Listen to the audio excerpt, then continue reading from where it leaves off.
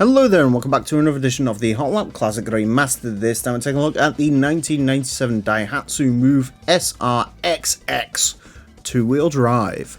A radical car, this Daihatsu Move. It even comes with a racing modification.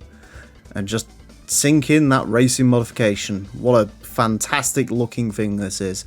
The Daihatsu Move. There are 5 of them in this game, if you can believe that. And this is the 4th one to take on our course. And the second one to ever have its racing modification. Didn't run racing mod on the 4-wheel drive because I knew it had to go on the 2-wheel drive. And GT2 Plus fixes an issue with this vehicle that I'm sure many players have experienced over the years, and that is of course the fact that this had the weight of the 4-wheel drive model, while the 4-wheel drive Move had the weight of the 2-wheel drive.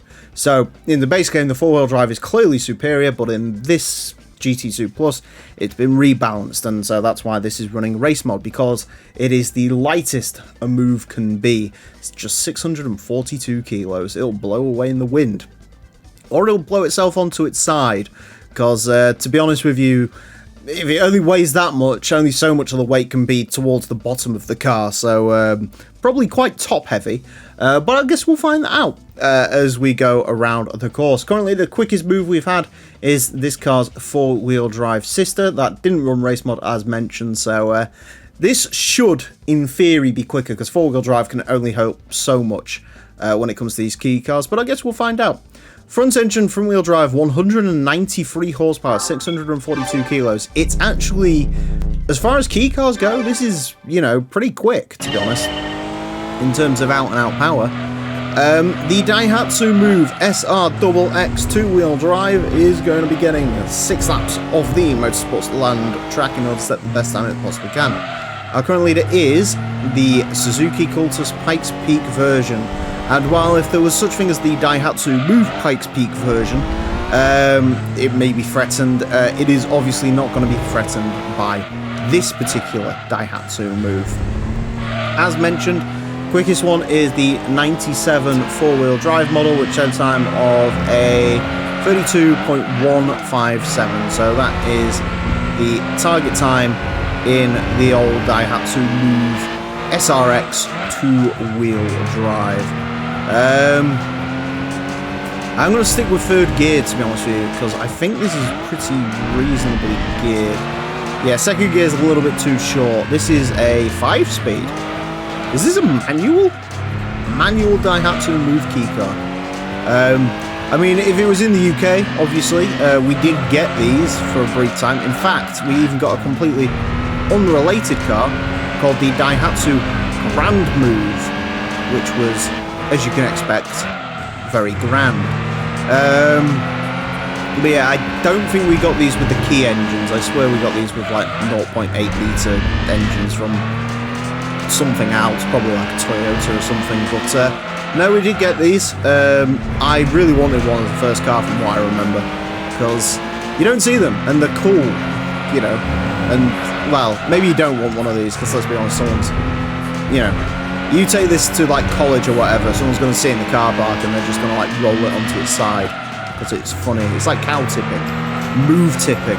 I'm sure that is a term that is used in Malaysia where these things are actually sold. But so far it is lighting up the track, as you can see. 32.103 does mean this is quicker than its 4-wheel drive model. Got to the line. 31.760. Wow. To be honest with you, after this we've only got one more move, the Aero Down Custom, and I thought that was going to be the one that's really in contention for quickest key car. Quickest key car I think is the Subaru Clio, that sits at a 31.694. I can't believe we're getting oversteer out of that corner. I have no idea why it's oversteering out of that corner, but it is oversteering out of that corner. You can get oversteer in a Daihatsu Move SRX 2-wheel drive. Now you know. Something to watch out for. It's bitten every legendary Gran Turismo player in the past, the lift-off oversteer of the SRX 2-wheel drive that you've got to be so careful for. I heard they still worry about it today in the Gran Turismo World Championships. which I obviously don't watch, because no one does. Could have been slightly quicker on that lap, to be fair, just lost the rear end again. You know, that pesky rear end, that, again, cost so many Gran Turismo players the world record of GT2. God, this looks amazing as it goes around the track, I love it. I do, you know, I'm obviously making fun of it, but in truth, I love it, I adore it. This, you know, I don't care about, oh, this version of the Porsche 911 is not in Gran Turismo. No, I'm sorry, Gran Turismo is that. That is Gran Turismo to me. Yeah, could have been quicker on that final lap. Definitely could have been. Don't think it would have been by a lot, admittedly. I think it would have been a 0.7 something, but yeah. Not quite troubling the quickest key cars. Quickest key car is the Subaru Clio at a 31.694, so we're only about 0.1 off of that.